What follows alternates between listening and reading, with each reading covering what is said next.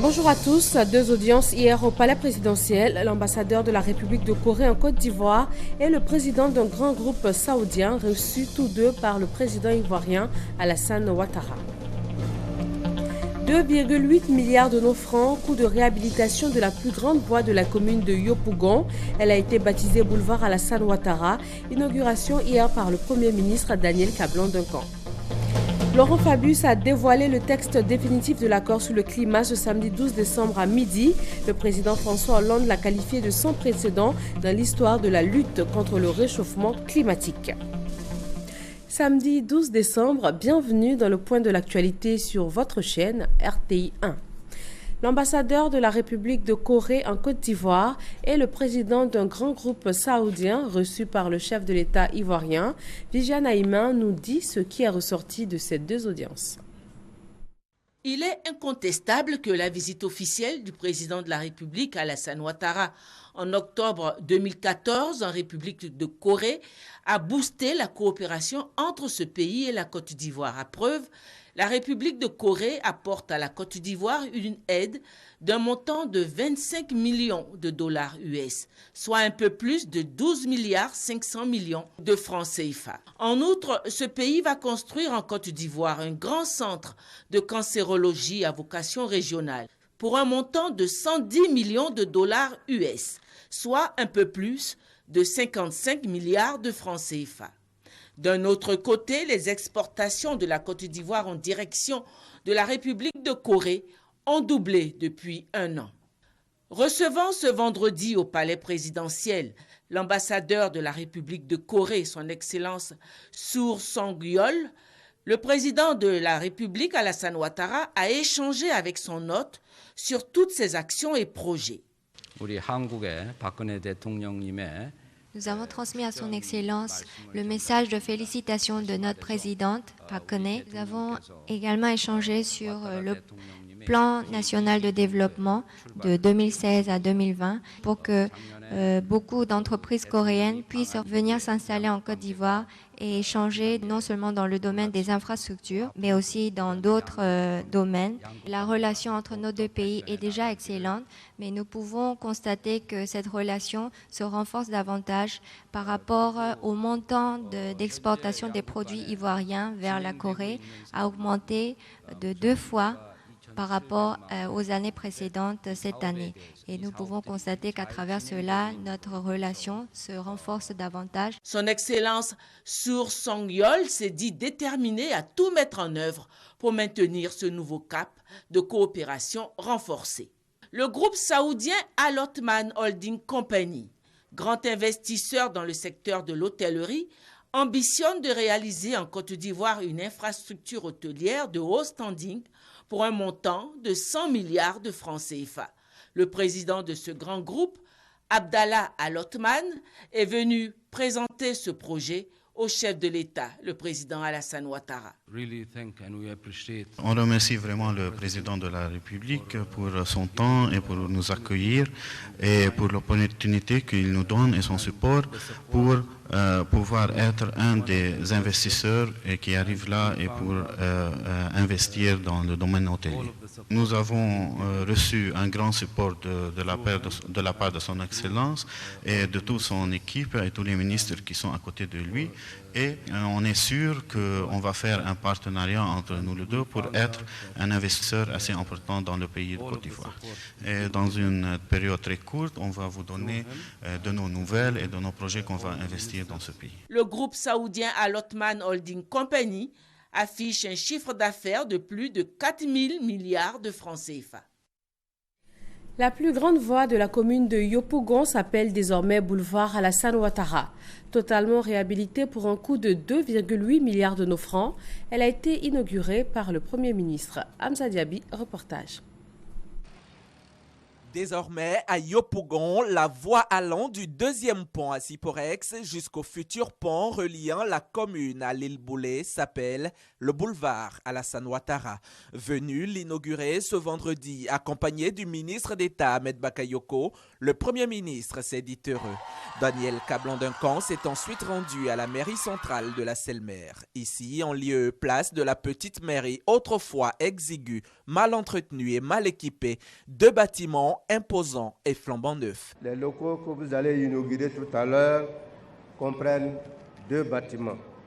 L'un abritant le cabinet du maire et l'autre destiné à l'état civil. L'ensemble offre ainsi 68 bureaux, 4 salles de réunion et 2 salles de mariage.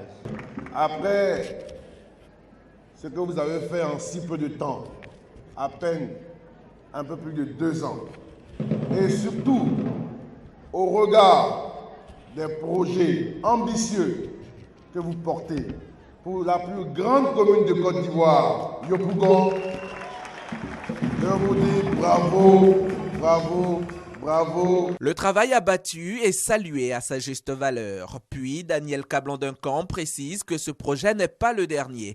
Beaucoup a déjà été fait et beaucoup sera encore fait à Yopougon. Il s'agit notamment de la réhabilitation et la construction de routes, la construction et le rééquipement et la mise aux normes des établissements hospitaliers, dont le CHR de Yopougon, mais aussi l'approvisionnement des populations en eau potable, en électricité, mais aussi la réhabilitation en cours de la zone industrielle de Yopougon. Mais il faut le souligner, c'est important, on en parlera, j'espère, assez rapidement, la construction à venir des 4e et 5e ponts. D'un coût global de 2,8 milliards de francs CFA, la mairie centrale de Yopougon respire aujourd'hui l'air frais de la beauté et surtout de l'espace. Rien n'a été oublié, même pas les studios de Radio Yopougon. À cela, il faut ajouter la réhabilitation des annexes des quartiers Trois-Rouges, Ouassakara et Niangon et l'ancien trésor qui abrite en ce moment les directions financières et le recouvrement des taxes. Le festival d'Abidjan, capitale du rire, la première édition s'est ouverte hier vendredi au Palais de la Culture, lancement fait par la première dame Dominique Ouattara. Dominique Ouattara au Palais de la Culture à Treichville ce vendredi. Elle y est arrivée aux environs de 16h sous des acclamations pour l'ouverture de la première édition du festival Abidjan, capitale du rire. À l'instar de Jérôme Haïssi, premier adjoint au maire de Treichville, le ministre de la Culture et de la Francophonie Maurice Kakou Bandama a salué cette présence de la première dame Dominique Ouattara comme un soutien indéfectible de la culture ivoirienne. La culture du rire qui s'ajoute à celle de la musique, du cinéma ou de l'image, le rire qui soigne, le rire qui éduque, le rire qui égaye. L'ouverture de cette première édition du festival Abidjan, capitale du rire, ne pouvait se faire sans une séance d'humour à faire tordre de rire. Quand j'ai quitté le pays, tout le monde était au courant. La première dame de Côte d'Ivoire, Dominique Ouattara, a exprimé la joie immense qui est la sienne en présidant cette cérémonie. Je suis très heureuse d'être avec vous cet après-midi pour l'inauguration de la première édition du Festival du Rire d'Abidjan, baptisé Abidjan, capitale du rire. J'ai accepté avec plaisir de répondre à votre invitation afin de manifester ma totale adhésion à ce festival de culture et d'humour.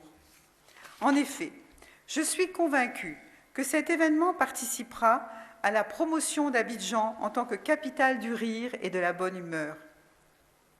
En cette période joyeuse de préparation de fêtes de fin d'année, ces 3 jours de spectacle permettront de terminer 2015 dans la joie. Je souhaite à l'ensemble des festivaliers qui s'arrêteront au Palais de la Culture de passer des moments agréables de détente avec les artistes de qualité qui se succéderont sur scène. J'encourage vivement cette initiative et j'émets le vœu qu'elle se pérennise, car un tel événement participe non seulement à la promotion de la culture et de la francophonie, mais aussi aux valeurs d'amitié et de fraternité chères à notre pays. Après avoir déclaré ouverte cette cérémonie, la première dame de Côte d'Ivoire, Dominique Ouattara, s'est rendue au village du Gondouana, à quelques encablures du Palais de la Culture. Elle y a visité quelques stands d'exposition photo et procédé à la coupure symbolique du ruban avant de prendre congé. 7 soldats ivoiriens sont tombés dans l'attaque du poste militaire d'Olodio dans le département de Tabou, dans le sud-ouest ivoirien. C'était le mardi 2 décembre dernier. Ultime hommage de la nation, ces soldats ont été élevés à titre posthume au rang de chevaliers de l'ordre du mérite ivoirien.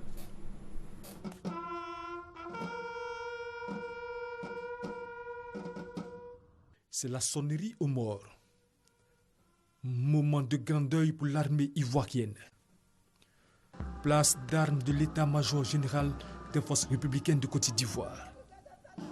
Des familles anéanties par la tristesse, les sanglots et le chagrin.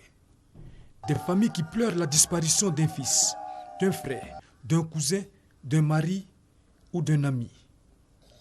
Les grands commandements étreints par l'émotion. C'est le temps du recueillement. L'armée de Côte d'Ivoire a perdu 7 de ses hommes. Et ils sont tombés au champ d'honneur à Olodio dans la nuit de mardi 1er à mercredi 2 décembre dernier. Au petit matin de ce mercredi 2 décembre, malgré la fulgurance de l'attaque, du nombre élevé des assaillants, vous avez refusé de reculer. Vous avez décidé de vous battre jusqu'au bout. À vous tous ici couchés, nous vous faisons le serment de rester fidèles à votre engagement. Souhaiter la mort est faiblesse, mais si exposé par devoir est vertu. 7 cercueils recouverts du tricolore ivoirien et des photos des soldats. Ils ont été faits chevaliers de l'ordre du mérite ivoirien à titre posthume. Reconnaissance de la nation. C'est le lieu d'attirer l'attention des éléments et des unités en position d'opération sur le terrain, de renforcer leur propre sécurité et de maintenir la vigilance absolue. De même, nous leur demandons de développer des relations empreintes de bon voisinage entre l'armée et les populations, afin que le renseignement soit une réalité pour anticiper ces types d'attaques. Après la cérémonie, le général de corps d'armée Soumaïla Bakayoko, chef d'état-major général des forces républicaines de Côte d'Ivoire, s'est rendu au chevet des militaires blessés dans cette attaque. Il est décédé à l'âge de 82 ans. L'ex-président béninois Mathieu Kérékou est inhumé aujourd'hui dans sa ville natale à Nati Tengou, au nord du Bénin. Une importante délégation ivoirienne, conduite par le Premier ministre Daniel Kablon-Duncan, est allée lui rendre hommage. La sécurité sanitaire des produits animaux et agricoles, une question au cœur d'une rencontre du ministère des Ressources animales et halieutiques et l'Agence française de développement. Serge Coléa. Pour améliorer la qualité des aliments et produits animaux, les autorités ivoiriennes ont décidé de mettre en place un système de contrôle répondant aux normes et standards internationaux. La délégation de l'AFD, conduite par Jean-Luc François, chef de division agriculture, a indiqué que son organisation est prête à apporter son appui aux administrations et aux opérateurs économiques pour les aider à améliorer la qualité des produits animaux et agricoles pendant les phases de préparation, de transformation, de stockage et de transport. Nous avions, dans le cadre du C2D, une requête du gouvernement ivoirien d'apporter un appui aux administrations ivoiriennes, aux opérateurs économiques ivoiriens pour améliorer la qualité des produits livrés aux consommateurs sur les aspects sécurité sanitaire. Et donc, pour ce qui concerne les ressources qui seront disponibles sur le contrat de désendettement développement, il a été décidé de poursuivre la réflexion sur l'organisation institutionnelle la mieux à même dans le contexte ivoirien. Nous avons parlé des nouvelles réformes qui doivent être appliquées au contrôle des produits alimentaires et en particulier les ressources animales et halieutiques. C'est une rencontre qui nous satisfait. Le ministre des Ressources animales et halieutiques s'est réjoui des échanges fructueux avec l'Agence française de développement. En plus de veiller à la sécurité sanitaire de ces produits, le ministère des Ressources animales et halieutiques veut réduire les pertes post-capture des poissons et produits de pêche. Hermaniamia. La filière des ressources halieutiques en Côte d'Ivoire enregistre d'importantes pertes après capture. Ces pertes atteignent parfois 20 à 50% des prises et constituent dans le secteur de la transformation artisanale de poissons des pertes économiques d'environ 18% de la valeur marchande des produits. Il y a plusieurs raisons qui peuvent expliquer cette perte. Au niveau par exemple du pêcheur, il a pris du poisson, il n'a pas utilisé la glace, le poisson se gâte, si vulgairement pris, et s'abîme. Ce poisson-là ne parvient pas au consommateur.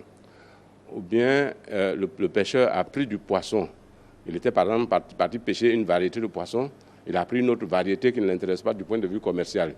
Il jette cette variété-là à l'eau.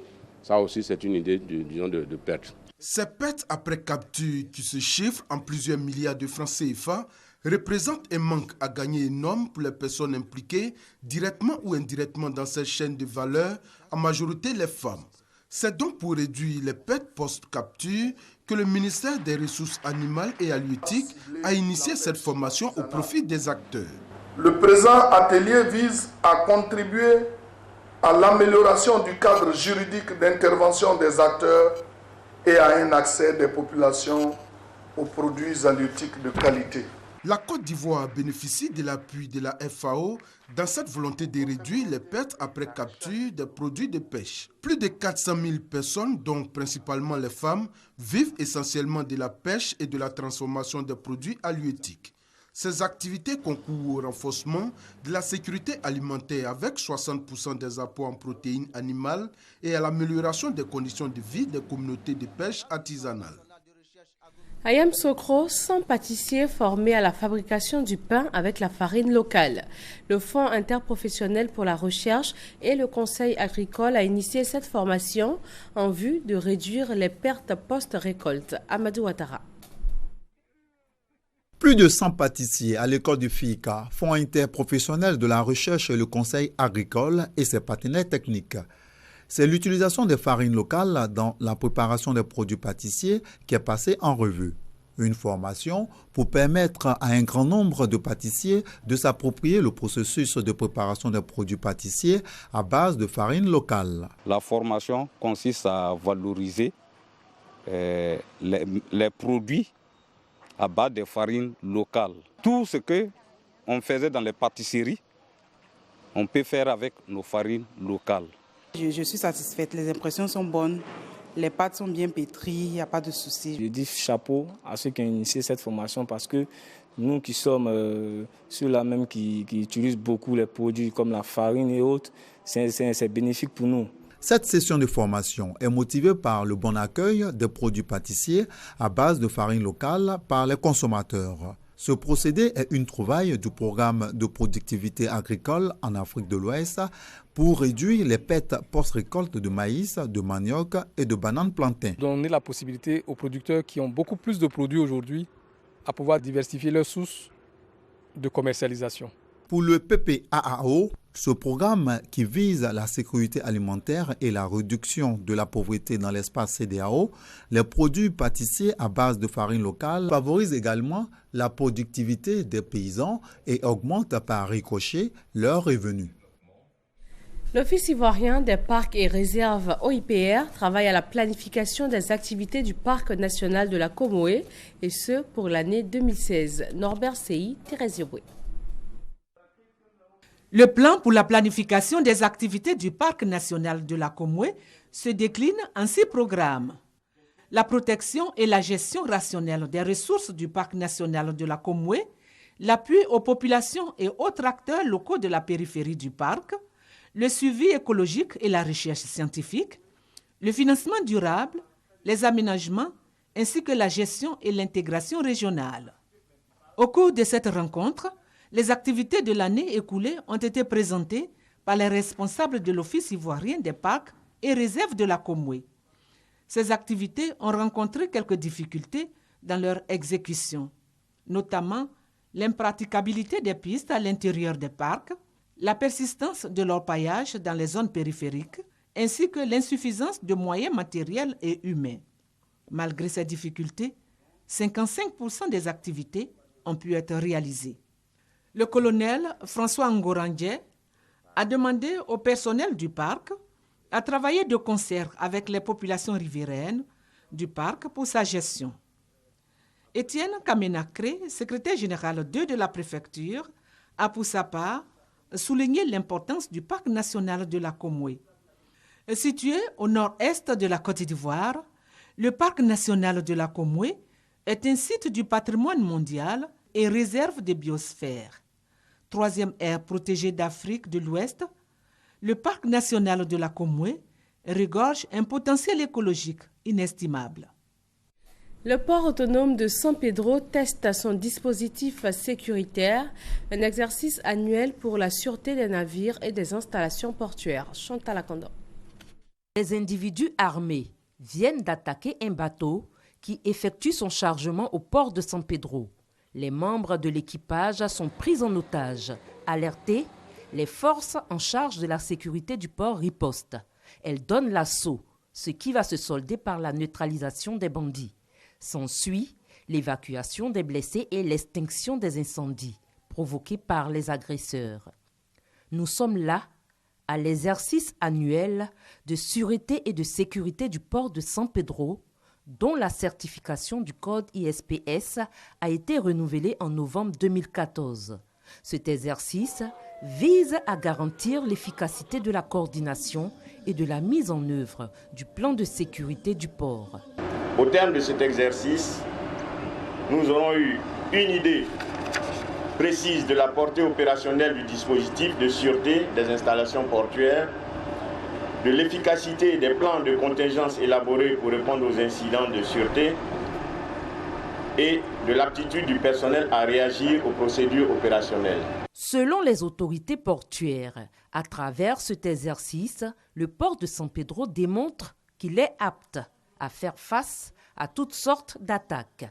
Des diplômes sont remis aux participants et le port entend les années à venir agrandir et moderniser ses installations et diversifier ses activités. Le smartphone, un outil qui se positionne de plus en plus comme le compagnon fidèle de l'homme. Il a envahi les marchés, mais il n'est pas toujours aisé pour les consommateurs de faire la différence entre l'original et la contrefaçon. Hervé Blé. Ibrahim est un homme d'affaires averti et pour gagner du temps et de l'argent, il possède au moins 2 smartphones de bonne qualité, précise-t-il. Avec le téléphone là, je peux faire mon commande aéro. Tu envoies ça sur WhatsApp ou bien sur Viber, tout ça facilité. Avec ça là, tu n'as même pas besoin de voyager. À l'ère des nouvelles technologies, tout le monde ou presque utilise des smartphones. Ces téléphones de dernière génération se vendent comme des petits pains et pas seulement dans les magasins agréés.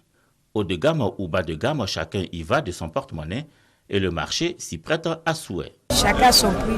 L'original, il y a beaucoup de fonctions, il fait des wifi, il a des wifi, il fait d'internet. Tu peux naviguer partout où tu veux. Hein. Le chinois, c'est pour faire à l'eau et puis écouter des musiques. On appelle chinois simplement parce qu'ils ne sont pas connus. Voilà. Il y en a qui ne sont pas connus, mais qui sont de bonne qualité. Il y en a aussi qu'on appelle des Shintok, qui sont de mauvaise qualité. Ces smartphones qu'on imagine contrefaits ou de mauvaise qualité, comparés aux marques les plus connues, répondent aux normes Android selon cet informaticien. Avec les smartphones aujourd'hui, qui sont basés sur le système d'exploitation Android, qui est un système d'exploitation mobile, il n'y a pas vraiment de Shintok en tant que tel, puisque tous ces smartphones sont basés sur le même système d'exploitation Unix qui est installé sur le téléphone. Ils apportent les mêmes fonctionnalités. S'il y en a de tout genre, ils ne résistent pas tous de la même façon à l'usure du temps, témoigne ce technicien sous couvert d'anonymat. Pour nous les techniciens, c'est très souvent quand on démonte le téléphone, on voit la différence. Parce que les pièces ne sont pas les mêmes. Par exemple, un appareil qui coûte près de 300-400 000. S'il y a la copie qui coûte au moins 50 ou bien 70 000 francs, le monsieur il est satisfait. Les smartphones, ces joyaux technologiques de poche et faciles à emporter, répondent aux exigences des temps modernes en termes de communication, d'information et de divertissement. J'utilise un smartphone pour appeler d'abord, naviguer, j'écris les textos aussi. Bien que les smartphones présentent des fonctionnalités intéressantes, les petits téléphones gardent leurs admirateurs. Celui-là, à cause de l'autonomie de la batterie et tout, ça me permet de durer et de communiquer longtemps aussi. Qu'ils soient originaux ou contrefaits, Français ou chinois, comme on le dit couramment ici, la certitude d'avoir son correspondant au bout du fil reste à la portée de tous. 12e session ordinaire du Conseil national de la presse, le CNP a respectivement infligé aux entreprises de presse Office Sun, éditrice de l'hebdomadaire Sud Info, et Cyclone, éditrice du quotidien Le Temps, une suspension de 8 parutions et une sanction pécuniaire d'1 million de nos francs. Ces journaux ont publié une série d'articles contenant des accusations à l'encontre de personnes physiques et morales sans équilibrer l'information. Ces deux entreprises de presse disposent de 30 jours pour saisir la chambre administrative de la Cour suprême. Dans le Haut-Sassandra, le préfet de région a rencontré plusieurs responsables des services de l'État. Mot d'ordre, le civisme et la culture de l'excellence. Thérèse Yoboué. Directeurs et chefs de service ont répondu présents à la rencontre initiée par le préfet de la région du Haut-Sassandra. Une rencontre qui a permis d'abord à ces responsables de fraterniser, mais également d'être instruits sur le fonctionnement, les missions et les objectifs de certaines directions, dont celle du plan et du développement.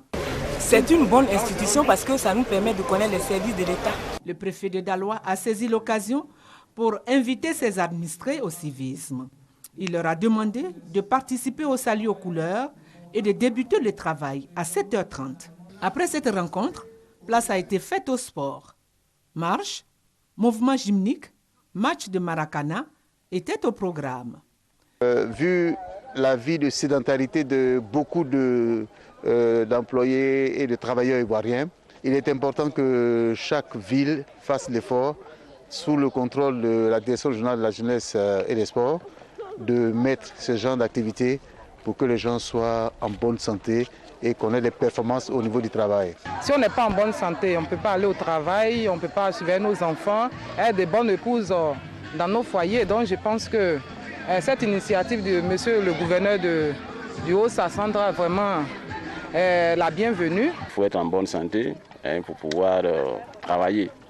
Et donc nous sommes soucieux d'éviter l'absentéisme au service et surtout promouvoir une santé saine en faisant la marche. Des diplômes de participation ont été remis aux participants pour les encourager davantage à la pratique de sport. 300 kits scolaires distribués aux élèves du village de Soundi dans le département de Botro. Ce don de la Fondation Children of Africa s'élève à 20 millions de francs CFA. Amadou Ouattara, Léambro. Tenues, cartables, matériel didactique, bref, plus de 300 kits scolaires d'une valeur d'environ 20 millions de francs CFA remis aux écoliers de Saoundi dans le département de Botro. C'est un don de la première dame Dominique Ouattara pour appuyer les populations dans la scolarisation de leurs enfants.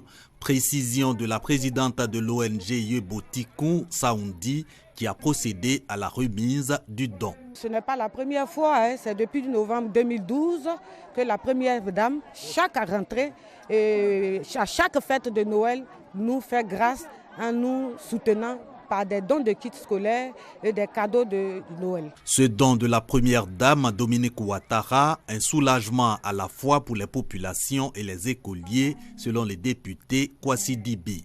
Il exhorte les apprenants au respect et au travail, conditions pour être des modèles de réussite sociale.